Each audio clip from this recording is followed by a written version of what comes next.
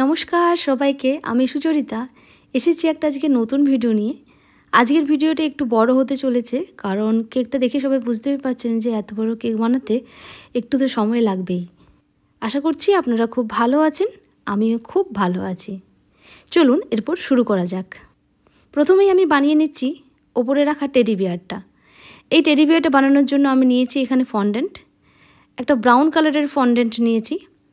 আর সেই ফন্ডেন্টটাকে হাতের মধ্যে এভাবে আমি শেপ করে নিচ্ছি। পুরো ভিডিওটা সবাই ভালো করে দেখলে আশা করছি এই কাজগুলো তোমরা সবাই করতে পারবে। আমি ছবিটা দেওয়ার পর সবাইকে জিজ্ঞেস করেছিলাম যে তোমরা আমার ভিডিওটা দেখতে চাইছো কি না। আমি দেখলাম সেখানে প্রচুর কমেন্ট সবাই করেছো, হ্যাঁ ম্যাম দেখতে চাইছি। সেই জন্য আমি আর দেরি না করে এই ভিডিওটা এডিট করতে বসেছি। আমি তাদের উদ্দেশ্যে স্পেশাল থ্যাংক ইউ জানাতে চাই যারা আমার ভিডিওগুলো রেগুলারলি শেয়ার করছে আর লাইক করছে, কমেন্ট করছে। সত্যি আমি খুব খুব হ্যাপি হই তোমাদের এই সমস্ত শেয়ার দেখে। এত কথা বলতে বলতেই আমি তৈরি করে নিয়েছি টেডি বিয়ারটার মুখ, বডি, হাত, পা, কান এগুলো সব আলাদা আলাদা তৈরি করেছি। তারপর একটা টুলের সাহায্যে আমি একটা মার্ক করছি। এরপর আমি একে একে বিভিন্ন বডি পার্টসগুলো জোড়া লাগিয়ে দেব। আমি আমার কমেন্ট সেকশানে দেখছিলাম ম্যাক্সিমাম সবাই জানতে চেয়েছো যে আমি টেডি বিয়ারটা কীভাবে তৈরি করছি। আমি চেষ্টা করেছি আমার এই ভিডিওর মাধ্যমে খুব সহজেই কিভাবে টেডি বিয়ার বানানো যায়।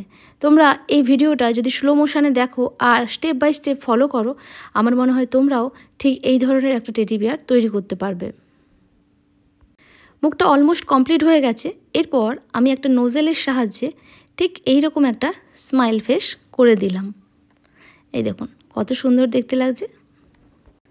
এরপর একটার পর একটা বডির পার্টস আমি জুড়ে নিচ্ছি। টেডি বিয়ারটাকে বসিয়ে রাখার জন্য আমি এখানে একটা স্টিকের ব্যবহার করছি, আর সেটা আমি একটা প্রথম ডামির উপর বসিয়ে সেট করে নিচ্ছি। তারপর পুরো অংশটাই আমি তুলে কেকের উপরে বসিয়ে দেব। ঠিক এইভাবেই আমি আমার কাজটা করছিলাম। ভিডিওটা পুরোটা দেখার পর যদি তোমাদের ভালো লাগে তাহলে প্লিজ একটা কমেন্ট অবশ্যই করবে, জানাবে যে তোমাদের ভিডিওটা কেমন লেগেছে। আস্তে আস্তে আমরা পুরো টেডি বিয়ারটা কমপ্লিট করে নিলাম। এই দেখুন ঠিক এরকম দেখতে হয়েছে।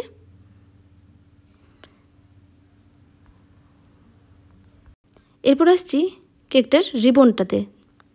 কেকটার রিবনটা তৈরি করার জন্য আমি এখানে নিয়েছি রেড কালারের ফন্ডেন্ট, আর সেটাকে পাতলা করে বেলে নিয়েছি আর তৈরি করছি একটু সরু করে রিবন। এরপর বানিয়ে ফেলবো একটা বো, যেটা কেকটাতে আমি ইউজ করেছি। তার জন্য সেম আমি রেড রঙের ফন্ডেন্ট ব্যবহার করছি। তোমরা যারা বো বানাতে পারো না ঠিক করে, তাদের উদ্দেশ্যে বলবো এই জায়গাটা তোমরা খুব ভালো করে দেখো। দেখো কত সোজা একটা বো তৈরি করা। ঠিক একটা ফন্ডেন্টকে আমি মাঝখান থেকে কেটে দুদিকে হালকা করে জয়েন লাগিয়েছি। ফন্ডেন্টের কাজ করার জন্য উপযুক্ত টেম্পারেচার আমাদের সবসময় 20-22 থেকে 24 ডিগ্রি সেলসিয়াসের ভেতরে রাখতে হয়। তা না হলে খুব গরম হলে ফন্ডেন্টের কাজ করতে আমাদের খুব অসুবিধা হয়। আর আমি যে ফন্ডেন্টের কাজ এখন করছি, আমি কিন্তু এর মধ্যে কোনো রকমই কোনো পাউডার বা এক্সট্রা কিছু ব্যবহার করছি না। আর ফন্ডেন্টের কাজ হয়ে যাওয়ার পর তোমরা চাইবে সেটাকে ফ্রিজে স্টোর না করার, কারণ ফ্রিজে ফন্ডেন্টটা রাখলে সেটাকে ডেলিভারি করার সময় অনেক অসুবিধা হয়। সব সময় এটাই দরকার যে আগে কেকটা আমরা ভালো করে সেট করে নিয়ে তার উপরে ফন্ডেন্টের কাজগুলোকে প্লেস করব। এই দেখুন আমি একটা 2 টায়ারের কেক তৈরি করে ফেলেছি, আর সাইড দিক থেকে যে রিবনগুলো বানিয়েছিলাম সেগুলোকে প্লেস করে দিচ্ছি ঠিক এইভাবেই। ফন্ডেন্ট চাপানোর আগে আমাদের কেকটা অবশ্যই সেট করে রাখতে হবে।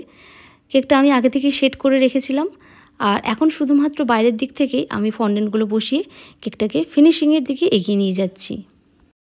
তোমরা জানো যে আমার ভিডিওগুলোতে আমি খুব ডিটেলিংয়ে সব কিছু বলে থাকি, যাতে তোমরা বাড়িতে বসে যখন কাজটা করবে তোমরা এটা নিয়ে অনেক বেশি অ্যাওয়ার থাকো। ফাইনালি আমি যেই টেডিটা তৈরি করে রেখেছিলাম সেই টেডিটাও কেকের উপরে প্লেস করে দিলাম। ছোট্ট বাচ্চা মেয়েটার 5 বছরের জন্মদিন উপলক্ষে এই কেকটা বানাচ্ছিলাম, তো সেখানেই আমি 5 লেখার জন্য আমি ফন্ডেন্টের ইউজ করছি। আর ঠিক এইভাবেই একটার সাথে একটা ফন্ডেন্ট আমি জুড়ে দিচ্ছি। আর এর ওপরেই আমি দিয়ে দেব 5 তার ছাপটা। আর এই 5 লেখাটা হাইলাইট করার জন্য আমি করেছি এটা একটু গোল্ডেন কালার দিয়ে রং করে নিয়েছি। এতটা কাজ হয়ে যাওয়ার পর আমি যে বাকি ডেকোরেশন সেটাও কমপ্লিট করে নিচ্ছি। এখানে আমি কিছু বল ইউজ করছি, সেই বলগুলো দিয়ে চারিদিকটা খুব ভালো করে ডেকোরেট করে নিচ্ছি। আর হ্যাঁ, এই বলগুলো কিন্তু এডিবল না, যে কোনো বেকারি স্টোরে তোমরা এই বলগুলো পেয়ে যাবে ইজিলি। আর সেই বলগুলো দিয়েই আমি ডেকোরেট করছি। দেখতে দেখতে পুরো কেকটাই প্রায় কমপ্লিটের দিকে।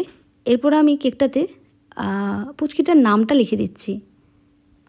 যেহেতু সামনে এত বড় একটা বোর্ড আছে আর ড্রাম বেসের উপর আমি কাজ করেছি, তার জন্য এই নামটা লিখছি আর এইভাবে ফন্ডেন্ট দিয়ে কেটে কেটে, তাতে করে লেখাটা খুব ভালো দেখতে লাগে। পুরো প্রথম থেকে আমার এই ভিডিওটা পুরোটা দেখার জন্য আমি সবাইকে অনেক ধন্যবাদ জানাতে চাই। আর যদি আপনাদের আমার এই ভিডিওটা ভালো লাগে তাহলে অবশ্যই আপনারা একটু শেয়ার করবেন, লাইক করবেন আর অবশ্যই আমাকে কমেন্ট করে জানাবেন। আপনাদের কমেন্ট পেলে আমি বুঝবো যে আমি ঠিকঠাক আপনাদের দেখাতে পারছি। Thank you so much.